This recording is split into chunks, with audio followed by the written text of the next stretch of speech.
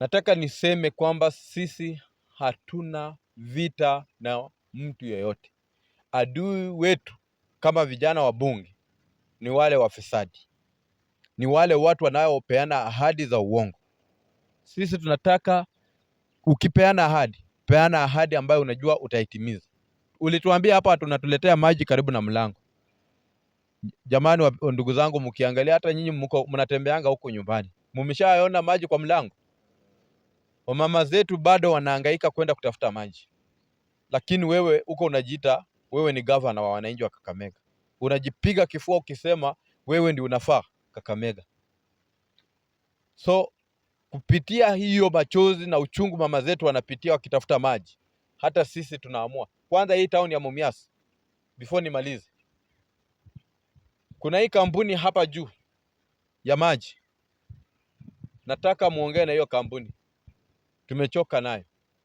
Wakati tunaongea hivi hakuna maji Mumias. Maji haiko. Lakini hospitali ndio hii hapa inategemea hiyo maji. Mheshimiwa Gavana hata tu kuleta gari kuje drill maji kwa hiyo hospitali, hakuna siku ulifanya. Sisi tunauliza wananchi wa Kakamega, ikifika 2027 baraza akikuja kuomba kura nyingine tena, muangalie, kwa sababu kazi ya baraza, kwa hiyo kazi ya wale watu ambao baraza amechukua hapa sio kufanya kazi. Kama ni wanawake ni kuacha nyumba zao kwenda kulewa, kurudi kwa manyumba usiku. Na kama ni wanaume ni kuacha bibi zao wakiteseka na watoto kwenda kuoa wengine, kukaa na wao huko. Sisi hatutaki hivyo. Tunataka uongozi ambayo kila mtu atajisikia ya kwamba ako katika serikali. Uwe uliunga mkono hiyo serikali ama haukuunga mkono hiyo serikali.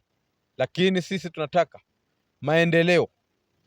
Sisi pia tunastahili kupata affordable housing. Kwa nini tusipate affordable housing? Kwa nini tusipate airport hapa?